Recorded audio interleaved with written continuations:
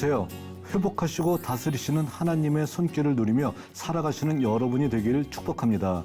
쉽고도 정확하게 알차고 재미있게 하나님의 말씀을 가슴 깊이 새기는 시간, 소문난 성경교실의 오택현 교수입니다.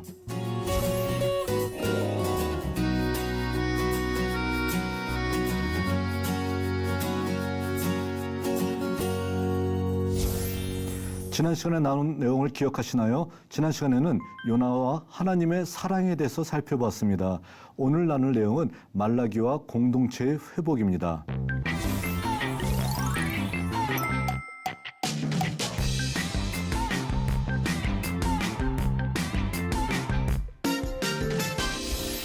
소이은스를 이야기하다 이제 마지막 시간입니다. 말라기와 종교 공동체 회복에 대해서 살펴보도록 하겠습니다.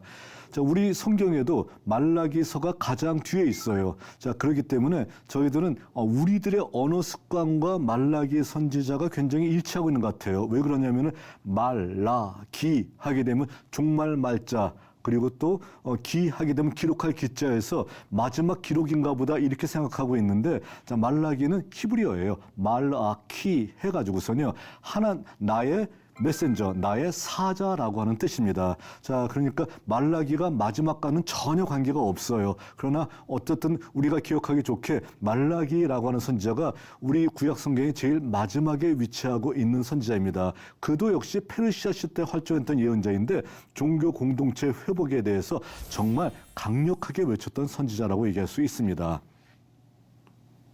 자, 말라기 선지자는 이것도 역시 저희들 육하 원칙에 의해서 살펴보도록 하죠. 언제 메시지를 외쳤냐? 대략적으로 봤었을 때 주전 450년경이다라고 얘기할 수 있습니다. 450년경이라고 하게 되면은 되게 어느 상황으로 저희들이 예를 들면 되냐면은 에스라가 귀환했을 때가 458년이고요. 느헤미야가 귀환했을 때가 445년이라고 저희들이 보고 있습니다. 자, 그러니까 바로 되게 450년경이라고 하게 되면 에스라, 느헤미야가 귀환하기 바로 직전의 혼란의 상황, 이때가 아닌가라고 저희들이 추정하고 있는 것이죠. 자, 그러니까 바로 이 당시 이 상황이 이들이 와서 하나님 앞에 종교 공동체 회복을 주장하면서 종교 개혁을 주창했었던 그 바로 직전의 시기, 그 혼란의 시기가 바로 말라기의 시기가 아닌가라고 생각하는 것입니다. 어디서 메시지를 외쳤었냐면 예루살렘에서 외쳤었고요. 무엇을 외쳤었냐면은 마찬가지예요. 페르시아 시대 때 예언자들은 모두가 다 거의 대부분이 종교 공동체의 회복을 주장했던 겁니다. 그런데 그 종교 공동체가 타락했어요. 그러니까 그 종교 공동체 타락을 비판하면서 너희들이 바로 종교 공동체가 회복되지 않으면 우리가 망할 수밖에 없어라는 바로 이러한 심판의 메시지를 외쳤던 것이 말라기 선지자라고 얘기할 수 있습니다. 자, 어떻게 외쳤었냐면 구체적으로 외쳤어요. 하나님 앞에 바치는 예물, 하나님 앞에 바치는 예물인데 눈먼 거 저는 거 이런 걸 바치면 되겠냐라는 거예요. 또 온전한 11조를 드려야 되는데 11조에 대해서 정말 너희들이 떼먹듯이 이렇게 드려서 되겠느냐라는 겁니다. 또 혼혈 결혼을 절대로 해서는 안 되는데 너희들 이렇게 혼혈 결혼을 한마디로 일상생활같이 해서 한다라고 하게 되면은 종교 공동체가 다 와야 되고 끝장나는 것 아니냐, 이래서는 안 되지 않느냐라는 바로 이런 메시지를 구체적으로 들어가면서 예를 들어가면서 메시지를 외쳤던 선지자라고 얘기할 수 있습니다. 자, 말라기서의 시대적 배경을 조금 더 저희들이 구체적으로 살펴보겠습니다. 자, 말라기서의 어떤 시대적 배경은 제2성전 건설 이후에 페르시아 시대의 정황이라고 얘기할 수 있습니다. 제2성전을 건설한 다음에는 굉장히 좋았어요. 스룹바벨이라고 하는 정치 지도자, 여호수아라고 하는 종교 지도자, 학계 스가랴라고 하는 제야 예언자들 모두가 다 힘을 합쳐서 자, 하나님의 아름다운 종교 공동체를 마침내 구성을 했었었고 성전 건축을 완성했었던 때입니다. 그러나 이들이 사라지고 난 다음에 종교 공동체는 또 다시 와야 될 위험이 처해져 있게 되었었던 것이고요. 종교 공동체가 타락하는 어떤 바로 이런 모습이 나타나게 되었다라는 것입니다. 자, 그러니까 당연히 어떻게 돼요? 시간이 지나면서 종교 공동체의 이상이 훼손되어 가게 되었던 이런 상황이 나타나게 되는 것입니다.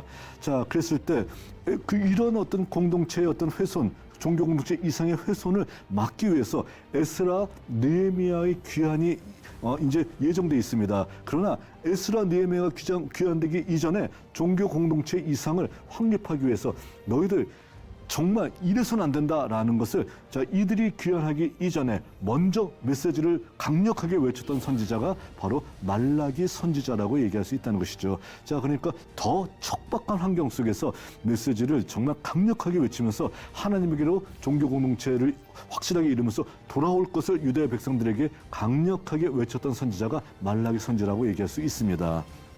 자, 그의 메시지의 구조는 모두 복잡하지만 6개의 말씀과 결론으로 이루어져 있습니다. 하나님의 사랑, 제사장들의 죄, 이혼과 혼혈 결혼의 문제, 정의의 하나님, 11조 문제, 심판의 날, 그리고 마지막 결론으로서 예언서 전체를 마무리하는 메시지를 전해주고 있다는 것입니다. 자, 이 부분들에 대해서 저희들이 하나하나 살펴보도록 하겠습니다. 하나하나 살펴보게 되면 포로 상황을 뛰어넘어서 페르시아 시대 때 그 위기의 정황의 메시지가 이 말라기 선지자의 메시지 안에 정말 자세하게 잘 나타내 있음을 저희들이 살펴볼 수 있습니다. 그런데 말라기가 페르시아 시대 때 활동했다라고 얘기하지 않고 있음에도 불구하고 페르시아 시대를 반영하고 있는 어떤 몇 가지 근거들이 있어서 다시 한번 이거 살펴보도록 하겠습니다. 말라기 1장 8절에 보았더니 너희 그런 재물들을 총독에게 바쳐봐라 라는 총독이라는 용어가 나와요. 이 총독이라는 용어는 왕정 시절에 있을 수 없는 얘기겠죠. 바벨론 포로 시절에도 총독이라는 용어는 없어요. 그러니까 당연히 페르시아 시대의 상황을 말라기가 반영하고 있음을 얘기하고 있는 것이고요.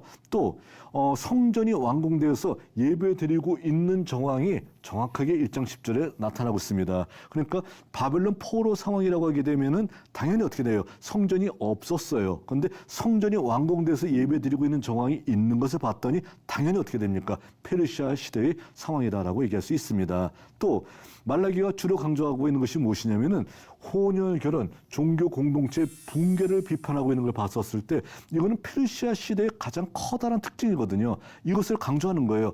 우리는 정치적으로 다시 회복할 가능성은 없어. 그러나 종교 공동체로서 유다가 확실하게 뿌리 내리지 않으면은 우리 모든 사람들은 존재 이유가 없고 또 우리는 역사에서 사라질 수밖에 없어라는 것을 걱정하면서 혼혈 결혼과 종교 공동체 붕괴를 강하게 비판하고 있는 이런 정황들이 바로 페르시아 시대를 반영하고 있는 하나의 커다란 어떤 단서라고 얘기할 수 있다는 것입니다.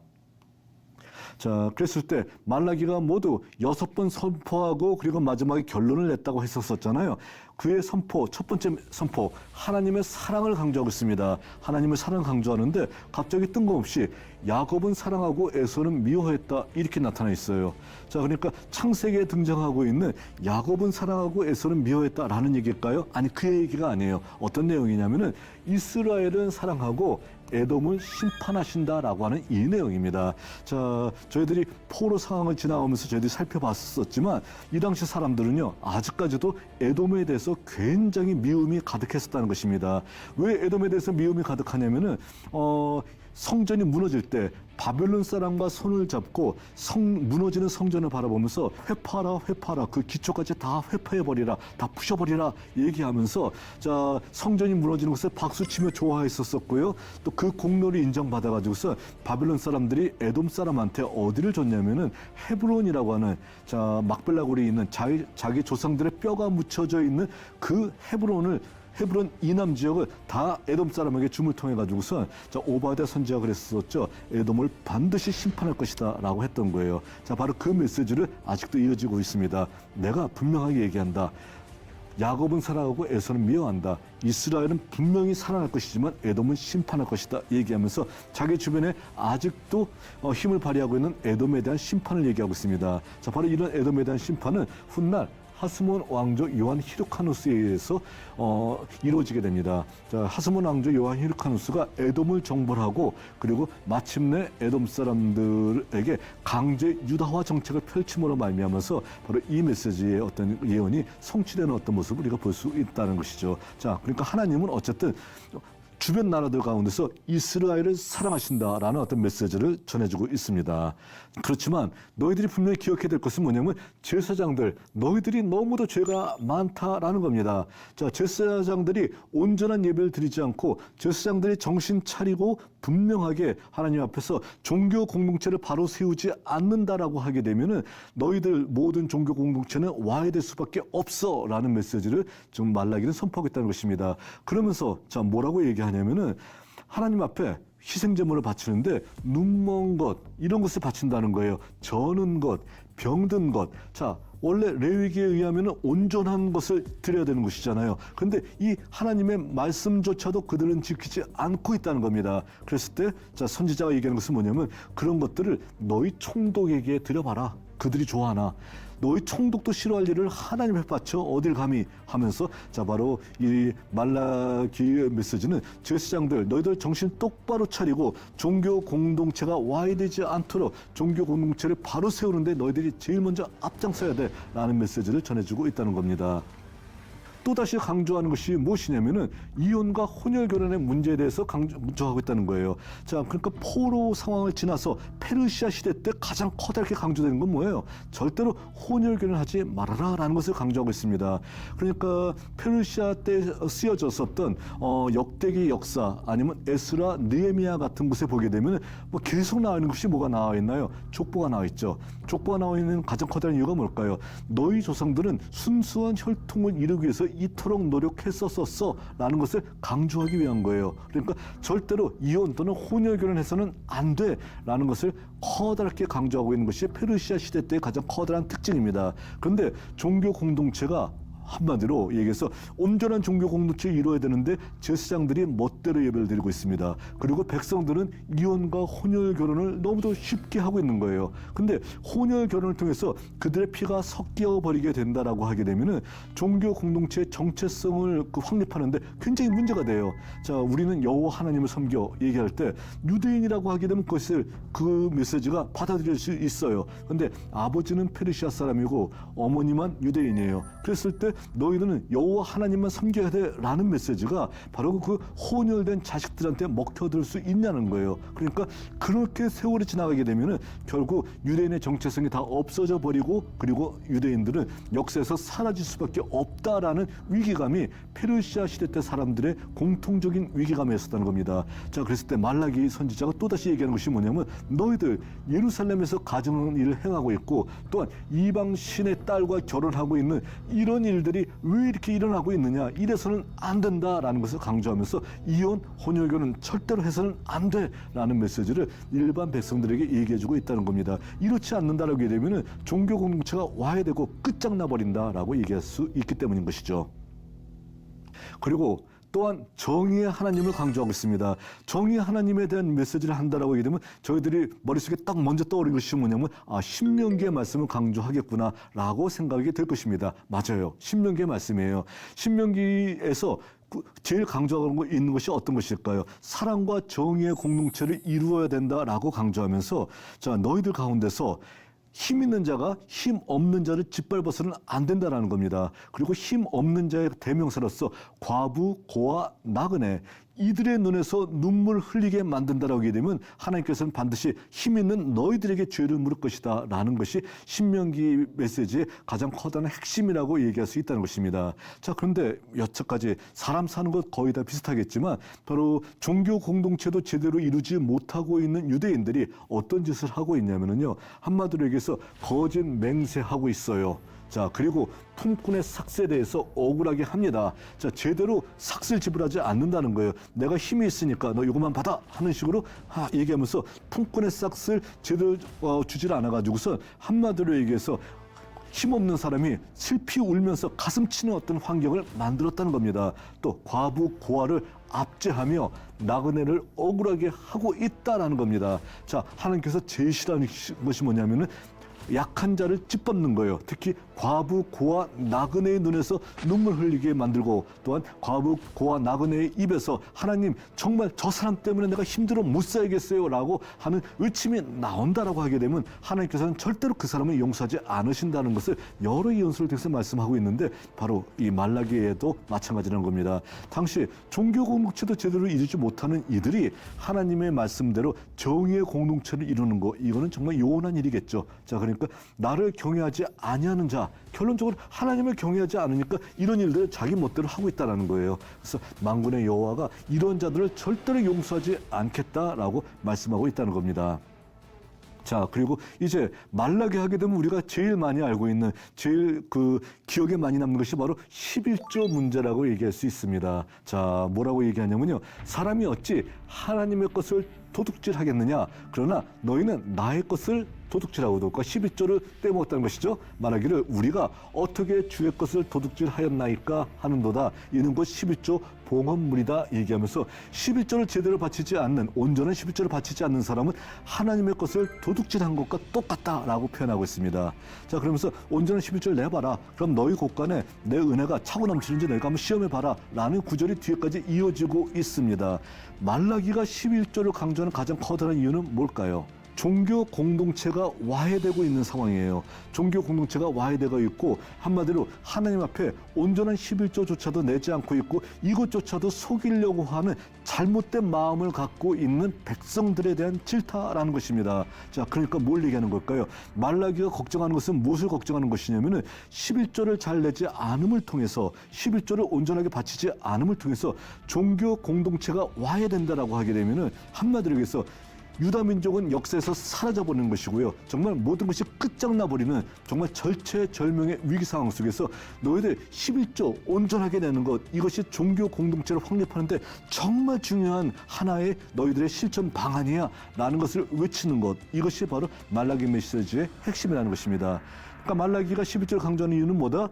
무너진 종교 공동체의 회복을 강조하기 위해서 11조를 강조하는 것입니다. 그러니까 오늘날에 우리 목회자들이 강조해야 될 11조는 어떤 것일까요? 바로 무너진 종교 공동체의 회복을 위해서, 회복을 강조하기 위해서, 자, 11조 제대로 바치지 않는다라고 하게 되면 종교 공동체가 와해되고 그리고 정말 우리 모두가 다 사라져버릴 위기에 있어 라면서 무너진 종교 공동체 회복을 위해서 11조를 강조한다면 아무 문제가 되지 않습니다. 그런데 무너진 종교 공동체 회복에 대해서는 전혀 관심이 없고요. 무너진 교회 재정의 회복을 위해서 11조를 강조한다라고 하게 되면 어떻게 될까요? 그거는 하나님의 명령이 아니에요. 자, 그러니까 말라기의 목적을, 11조 강조의 목적을 우리가 온전히 깨달으면서 우리도 똑같이 바로 말라기와 같은 목적에서 11조를 강조한다면 전혀 문제가 되지 않는다라는 것을 다시 한번 강조드립니다. 자, 그리고 여섯 번째는 어떻게 될까요? 그렇기 때문에 하나님께서 심판의 날을 준비하고 계시다라는 것입니다. 자, 그러니까 심판의 날을 준비하면서 어떻게 하냐면 만군의 여호와가 이르노라 나는 내가 정한 날에 그들을 나의 특별한 소유로 삼을 것이요 또 사람이 자기를 섬기는 아들을 아낌같이 내가 그들을 아끼리니 그때에 너희가 돌아와서 의인과 악인을 분별하고 하나님을 섬기는 자와 섬기지 않는 자를 분별하리라 얘기하고 있습니다. 자, 그러니까 이런 일들이 계속해서 벌어진다면 심판할 것이다. 근데 모두를 심판하는 것이 아니라 내가 아끼는 자 나도 아낄 줄 안다.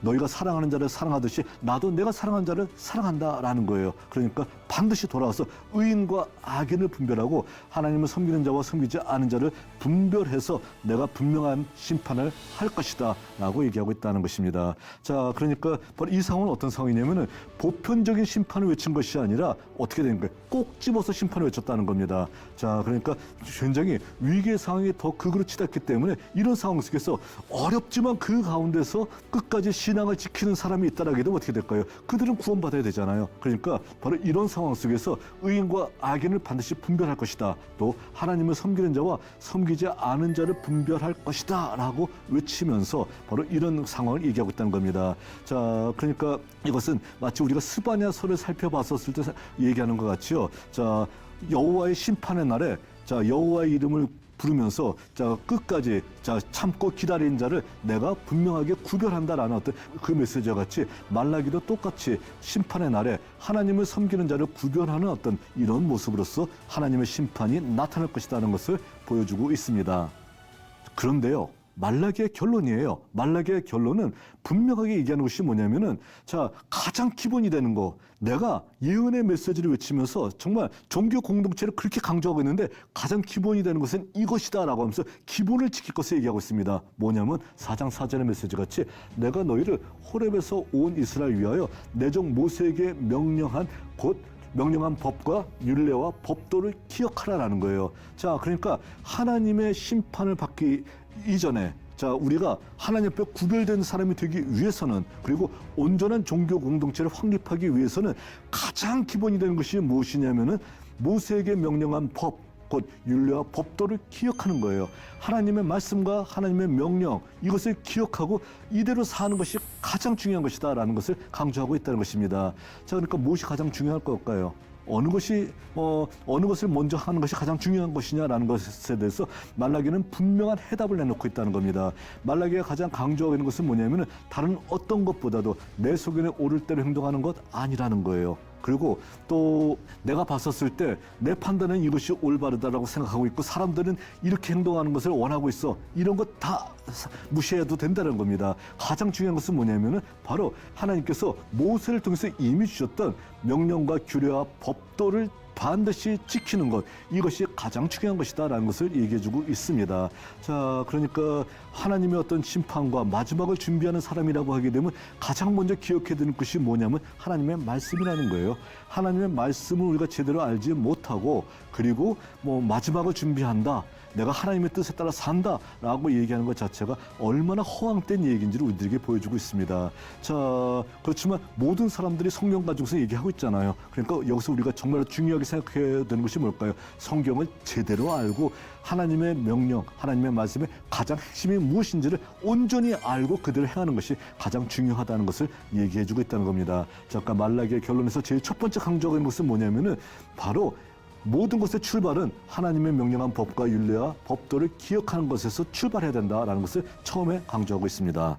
그리고 얘기하는 것이 뭐냐면은 3장 1절에서 내 사자를 너에게 보낼 것이다. 내 사자는 말로 아키. 자, 그러니까 나의 사자를 너에게 보낼 것이다 라고 얘기하고 있는데 4장 5절에 봤더니 보라, 여호와의 크고 두려운 날이 이르기 전에, 그러니까 심판의 날이 이르기 전에 내가 선지자 엘리야를 너에게 보낼 것이다 얘기하고 있어요. 그러니까 선지자 엘리야를 보낸다라고 하는 건 그건 굉장히 중요한 어떤 메시지잖아요. 그러니까 선지서의 마지막을 좀 얘기하고 있으면서 강조하는 것이 뭐냐면은, 자, 선지자 엘리야를 먼저 보낼 것이다. 내 사자, 그가 곧 엘리야인데 그를 먼저 너에게 보낼 것이다 라는 것을 강조하고 있습니다. 근데 이 구절을 신약 성경에서 정말로 귀중하게 사용하고 있습니다. 누가 이 구절을 인용했나요? 예수님이 인용했잖아요. 예수님께서 어떻게 말씀하시나요? 자, 세례 요한을 얘기할 때, 자, 먼저 오기로 했었던 엘리야가 곧 누구라고 했냐면 세례 요한이라고 얘기하고 있어요. 자, 그리고 엘리야를 먼저 보내서 그가 활동했다라고 하는 증거로서 바로 그의 모든 행적을 얘기하면서 말라기 선지자가 얘기했던 엘리야가 바로 세례 요한이다라고 얘기하고 있다는 것이죠. 자, 그러니까 그 세례 요한이 정말 훌륭하게 예수의 갈 길을 예비하는 어떤 역할을 감당했었다라고 얘기하고 있다는 겁니다. 그럼 세례 요한을 통해서 이것이 이루어졌으니까 다 끝났나요? 아니에요. 우리들에게도 얘기하고 있잖아요. 주님의 심판이 이르기 전에, 주님께서 다시 오시기 전에 우리에게도 똑같이 얘기하고 있습니다. 엘리야를 먼저 보낸다 했는데 누가 엘리야 할 거냐라는 거예요. 제가 가겠습니다. 제가 엘리야 역할을 감당하겠습니다. 라고 우리들의 어떤 고백을 주님께서는 기다리고 있다는 겁니다. 자, 그러니까 말라기의 결론에서 바로 이와 같이 선지자 엘리야를 너에게 보낸다 했었을 때 바로 이 엘리야의 역할을 감당하는 어떤 모습들, 감당하는 모습들이 우리 모두에게서 나타나야 된다는 것을 얘기해 주고 있습니다. 이렇게 했었을 때 온전하게 하나님 앞에 돌아오는 놀라운 역사가 일어날 수 있다는 것을 보여주고 있는 것입니다. 자, 그리고 하나님의 사자의 역할은 어떻게 되냐면 그가 아버지의 마음을 자녀에게로 돌이키게 하고 자녀들의 마음을 그들의 아버지에게서 돌이키게 하리라 얘기합니다. 자, 그러니까 한마디로 모든 것을 돌이키게 하는 것, 회개시키는 어떤 역사를 하나님의 사자가 한다 하는 것이고요. 만일 돌이키지 아니하면 두렵건대 내가 와서 저주로 그 땅을 칠까 하노라 얘기하고 있습니다. 그러니까 어떻게 돼요? 하나님의 심판이 있기 전에 바로 이런 하나님의 사자 엘리야 같은 역할이 필요하다라는 것을 강조하고 있다라는 것입니다. 자, 그래서 전체 결론을 봤었을 때 말라기 선지자는 페르시아 시대 때 종교 공동체의 붕괴 위기에 대응하면서 공동체 재건을 외쳤던 선지자입니다.